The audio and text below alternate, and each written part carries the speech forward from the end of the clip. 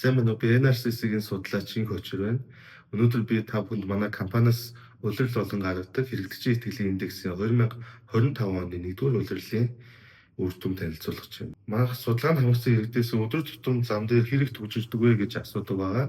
Үүнд манай иргэдийн 81% хөдөө амьдардаг иргэдийн 81% нь зам дээр огт төвчөрдөггүй байхад хотын иргэдийн 2.8% нь огт төвчөрдөггүй гэж хариулсан байна. Харин өнгөрсөн жилтэй харьцуулахад замын төвчрөл хэр өөрчлөгдсөн бэ гэж асуухад манай судалгаанд хамгаалсан иргэдийн 22.6% нь замын төвчрөл өнгөрсөн жилтэй харьцуулахад хэвэндээ байгаа. Харин 37.6% нь нэмэгдсэн гэж хариулсан байна. Эцэст нь харин манайх төвчлөлийг бууруулах арга хэмжээний саналыг авдаг байгаа. Үүнд манай судалгаанд хамгаалсан иргэдийн 38.5% нь зам дэд бүтэц, 12.4% нь нийтийн тээвэр, 5.4% нь замын хөдөлгөөний зохицуултыг сайжруулах шаардлагатай гэж үзэж байна гэж хариулсан байна.